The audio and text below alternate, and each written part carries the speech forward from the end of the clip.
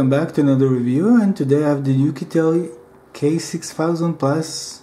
Basically it's a hands-on review, so I'll start with the unboxing of the device and I'll show you all the accessories and of course the phone. So this is the first part. So of course this is the box, you can see here Oukitel information, and that's the label and the QR code information also, label here. Basically two versions, one gold and one gray edition. So I'll start with the unboxing. Of course this is the phone, I'll get back to it in a minute. So here you have a package, a mini package where you have the user guide. I'll show you in a minute also. So what's included also? You have a screen protector, screen guard also included. If you open the box, you will see a micro USB, the OTG adapter.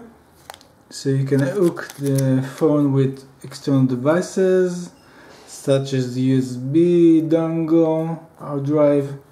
So included. What's next? You have a simple USB to micro USB cable, data and the power of course, and a quick charger.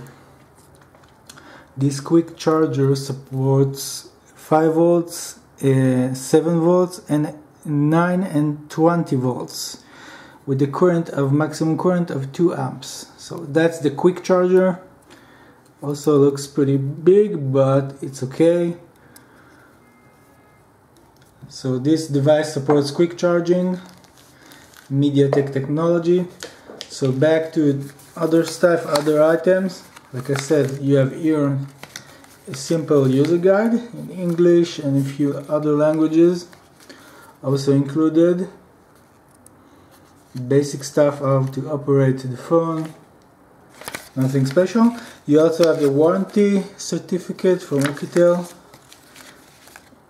and also of course you have here the extraction. Basically it's a tool to open the SIM tray of the phone and enter a SIM card or a micro SD card. So that's the paper, all the stuff here. Let's go to the phone itself. It comes with a silicone type of back case. Also a nice idea. You can see the label here is made in China, so that's from silicone. Protects the back side of the phone. And let's go to the phone. So let's start with the back side. Here you have a 16 megapixel camera with autofocus and a dual LED flash. And you can see the build quality is pretty good, very high level, very nice. This is of course the gray edition and the gray color edition. Let's go to the back. Here you have the power, volume up, down. Also the frame is from metal, and on the side you have the SIM card tray. You use the extraction tool. I showed you before. And on the top view, you can see here the microphone, the headphone jack, and the grills here on the bottom. You have right and left. Basically, it's the same speaker, meaning the speaker is located here and not here. So on the left side, it's just O's. It's not a dual speaker. And of course the micro USB connection for the power and data. So build quality is pretty good. No complaints about it. And looking in the front side, on the rear side, you can see the camera here. It's an 8 megapixel camera. You have the speaker, and also you have the light sensor, I think it's here, and there is also an LED notification light located here, but you can't see it. This device also has a fingerprint scanner embedded in the home button, and you have navigation keys here on the right and left. So I'll show you in the next video how it looks like. So pretty solid phone in terms of external design. So I hope you enjoy my unboxing of the Oukitel K6000 Plus. Thanks for watching and see you in the next video. Bye.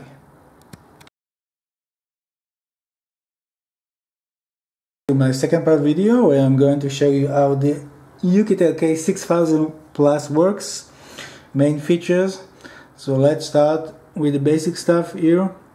Right now you can see I'm in Android main UI, main screen.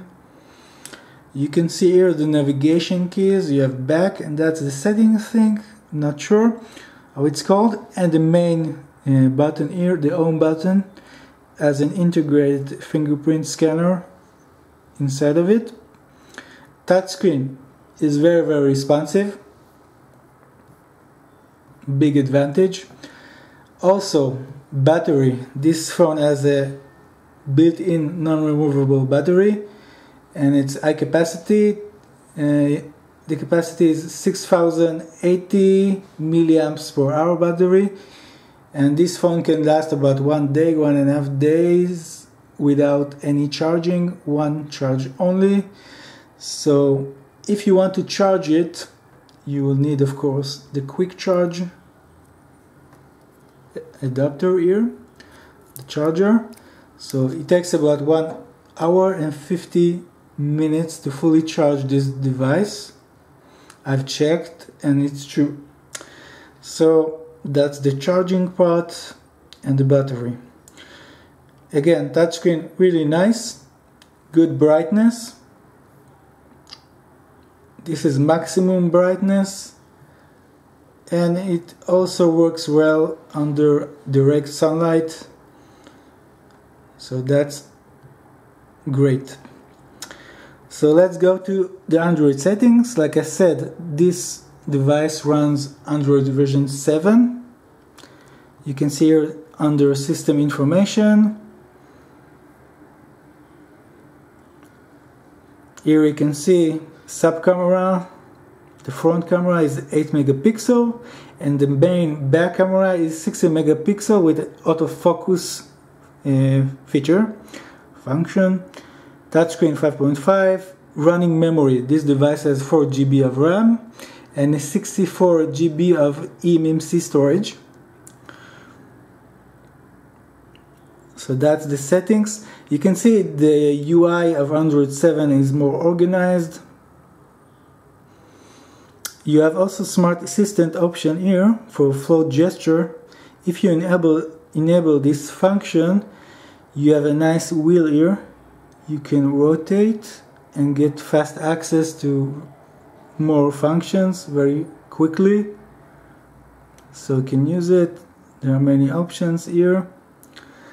And you can close it. So it's a floating kind of menu, circle menu. Other functions you may like are the eye protection. It basically changes the brightness of the screen from white color to yellow, so you don't damage the eyes, especially in low light environments, complete darkness. So you can turn the eye protection on, minimize damage to the eyes. Screen record lets you record all the tasks you're doing on the screen.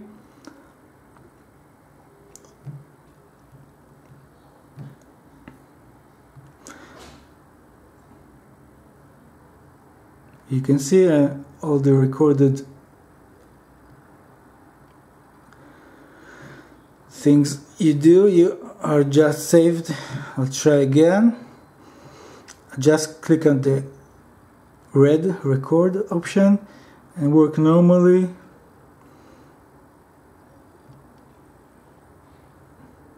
And that's it. Video is saved. You can see what I recorded. It was a fast one. Anyway, let's go back to the settings. There are many other features I'm not going to talk about because Android 7 has many new options. And under personal and device you have all the basic stuff. Let's go to the memory. And from about 3.8 GB of RAM, in usage I have 1.5 GB. That's the RAM. Storage. Let's go to the storage. I have 1.65 gigabyte of space used from 53 GB. Basically it's 64 because there are also the operating system files. So I have enough space, and of course I can also use a micro SD card to gain more space, storage space. So that's the settings. And let's go to the cameras. Cameras, you have the back camera. It's a 16 megapixel camera with autofocus. The shutter speed is pretty fast and the quality is not bad. So that's a 16 megapixel camera. And also you have an option to run other apps, of course. Maybe the quality is better. I'm using different apps here. But let's go to the front camera. It's an 8 megapixel camera without any autofocus, but also quality is pretty okay. So that's the front camera. Also, this device has an LED notification light located here. So when someone is sending you a message and talking, and also a missed call is notified by an LED notification here.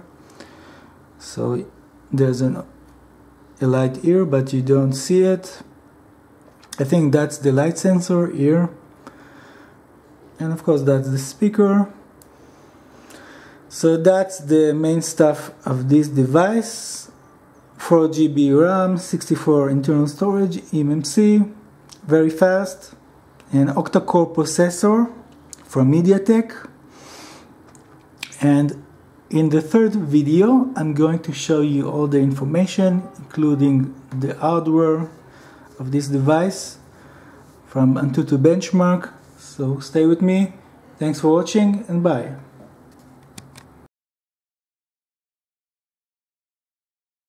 Back to my third video where I'm going to show you some information about the device.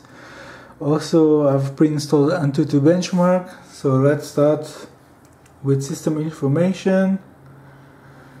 As you can see right now, this is the score I've managed to get with this device, 44629.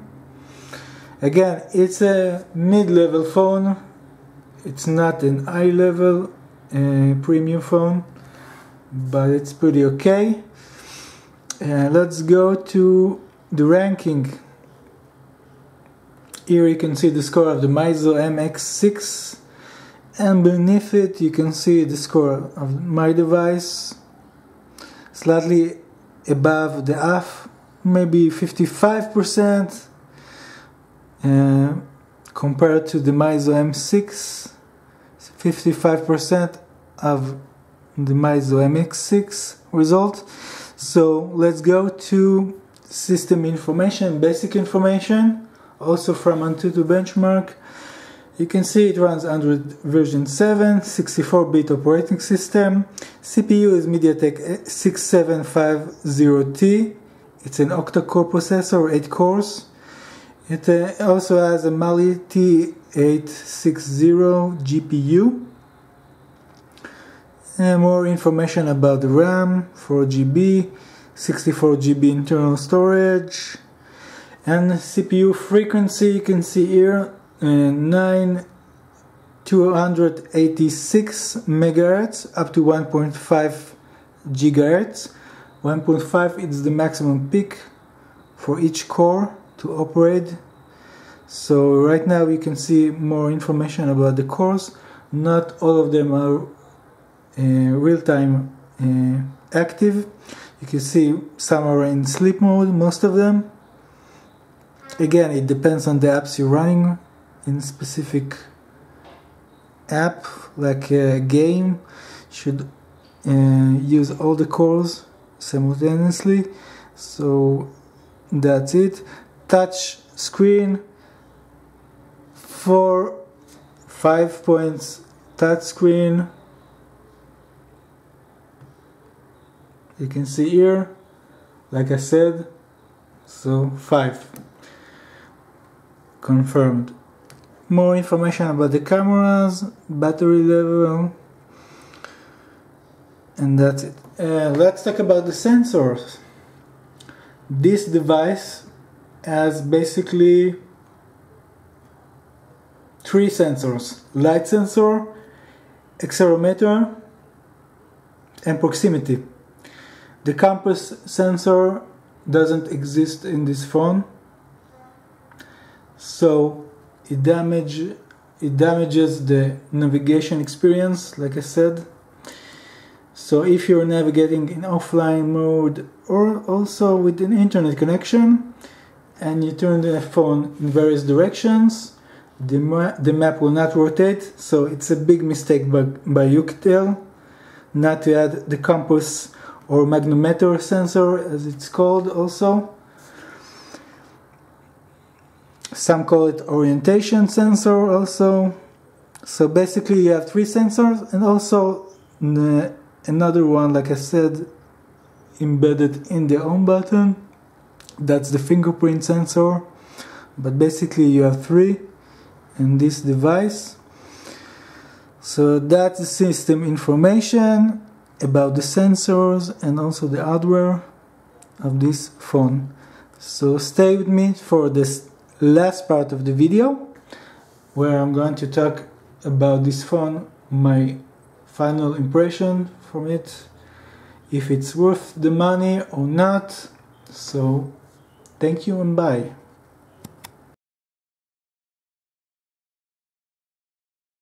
Welcome back to my last part video, where I'm going to talk about my personal insights after using this phone for 2 days. Let's start with the positive things about this phone. Good build quality, fingerprint scanner, speaker quality is pretty average and plus and above it, and also LED notification, you can't see it but it's located here.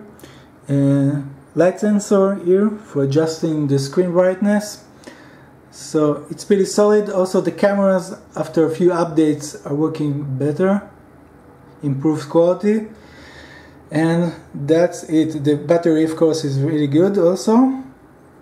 So now for the bad things about this phone.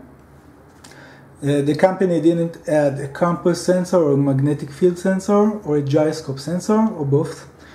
Basically, a compass sensor is more needed for navigation, for the orientation of this phone. When you're navigating and you're pointing the phone in various directions, you want to see the map rotating, so it's a big problem. You will not be able to do that. It doesn't matter if you're using an internet connection or not using an internet connection, the map will not rotate, so you'll be kind of static according to the route of the navigation route. So that's for navigation. The GPS itself is good, but the missing sensor is a big problem. And if you're willing to compromise about this issue, I do recommend using this device with Waze software. It works well. I've tested. Waze of course uses online connection, internet connection, but it does work.